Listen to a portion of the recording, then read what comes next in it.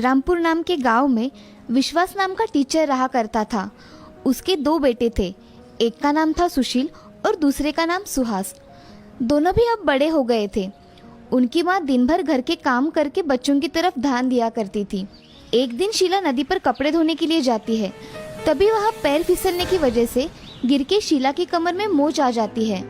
उससे उठकर बैठना भी मुश्किल हो जाता है। एक दिन शीला अपने पति से, अजय मैं सोच रही हूँ कि सुशील की शादी कर दी जाए, इससे घर को संभालने के लिए कोई आ जाएगी। हाँ शीला, तुम सही कह रही हो, मगर इस बारे में मुझे सुशील से बात करनी पड़ेगी। मैं देखता हूँ, तुम चिंता मत करो। तभी सुशील घर आता है। सुशील अपनी माँ से, क्या बातें शुरू थी मेरे बारे में? मैं आया तो अचानक बंद हो गई। सुशील बेटा, अब तुम्हारी माँ से घर का काम नहीं होता और अब तुम्हारी शादी की भी उम्र हो गई है, तो क्यों ना तुम शादी कर लो। जैसा आप ठीक समझो पिताजी, आपने सोचा है तो ठीक ही होगा। ऐसा कहकर विश्वास भी उसके काम पर लग जाता है। कुछ दिनों बाद विश्वास एक अच्छी लड़की ढूंढकर उससे सुशील की शादी करवा देता है। सुशील और सुहानी बहुत खुश रहा करते थे। उनकी गृहस्थी बहुत अच्छे से चल रही थी।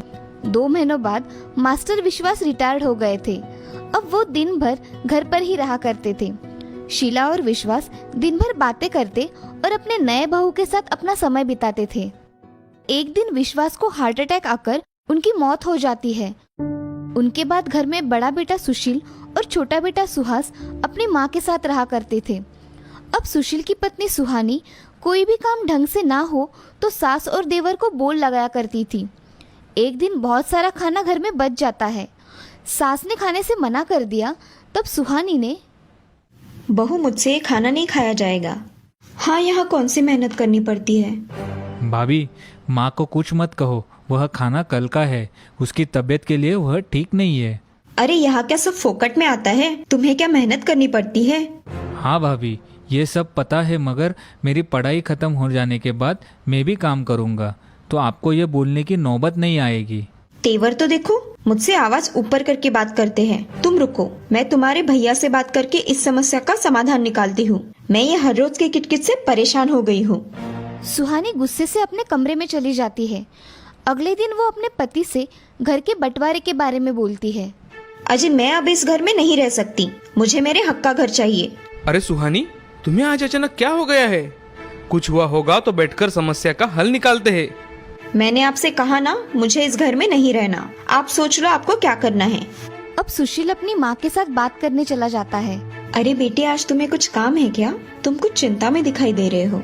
हाँ माँ, मैं सोच रहा हूँ कि मैं मेरा हिस्सा लेकर अलग हो जाऊँ, क्योंकि तुम्हारी और सुहानी की हर रोज की नोकझोंक मुझे पसंद नहीं, इसलिए मैं कह रहा हूँ। मगर भैया, इसकी कोई ज़रूरत नहीं है, हम एक साथ रहे, ये हमारे माँ पिताजी का सपना था। हाँ बेटे, तुम सही कह रहे हो। हम हमारी जायदाद के समान हिस्से कर देंगे। तुम तुम्हारा हिस्सा लेकर सुहानी के साथ खुश रहो।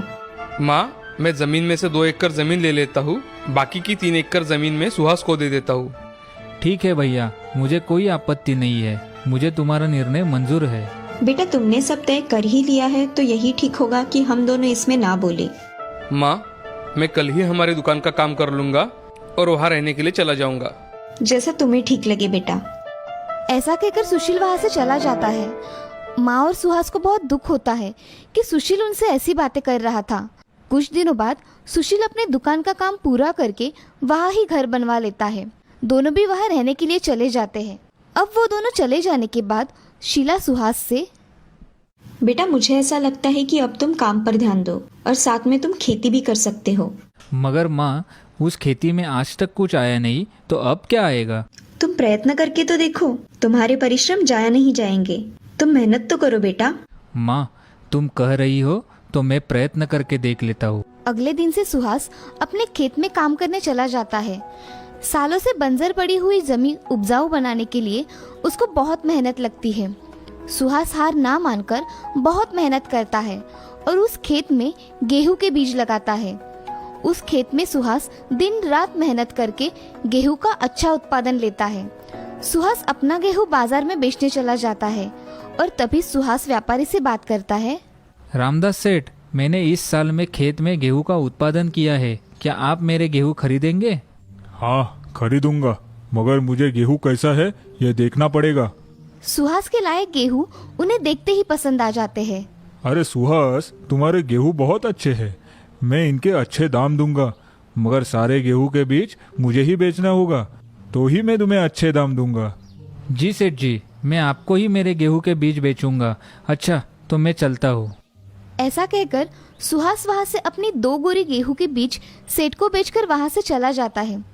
सुहास इस साल के पूरे गेहूं के बीज उस सेठ को बेचकर अच्छे पैसे कमा लेता है और अपनी मेहनत शुरू रखता है। अब वो कुछ दिनों में अच्छा कमाने के कारण अपना खुद का घर और खेती बढ़ा लेता है। इधर सुशील गांव में दुकान में अच्छा घर बनाकर रहने लगता है, लेकिन उसका धंधा कुछ अच्छा नहीं चल रहा था। उसी के कारण वो बहुत परेशान रहने लगा था। तभी उसे पता चलता है कि सुहास ने खेती करके बहुत तरक्की कर ली है और वो घर जाकर, सुहानी, तुम्हें पता है सुहास का कारोबार बहुत बड़ा हो गया है। क्यों ना हम सुहास से मदद मांगते हैं? तुम कह रहे हो तो हम मांगेंगे उनसे मदद, मगर क्या वो हमें मदद करेंगे? हाँ, क्यों नहीं। वो मेरा भाई है, वो मेरी मदद जरूर करेगा। सुशील सुहानी के साथ सुहास के घर चले जाते हैं और वहां जाकर, माँ, मुझे माफ कर दो, मुझे माफ कर दो मेरे भाई। अरे भैया, तुम यहाँ आओ ना। आज कैसे आना हुआ बेटा? माँ, मुझे मेरी गलती का पूरा एहसास हो गया है, हम दोनों को माफ कर दो। हाँ माँ, मुझे माफ कर दो, हमसे बहुत बड़ी गलती हो गई। तुमको एहसास हो गया है, यही बहुत है मेरे लिए। अब हम साथ साथ रहेंगे। आपको कोई आपत्ति नहीं है ना भाभी? नहीं सुहास, मुझे कोई आपत्ति नहीं है। हम अब साथ साथ रहेंगे और मेरे बुरे बर्ताव के लिए मुझे माफ कर दीजिए। ऐसा कहकर सुहास और सुशील मन के सारे गिले शिकवे मिटाकर फिर से एक साथ रहने लगते हैं। अब उनका परिवार एक खुशहाल परिवार बन जाता है।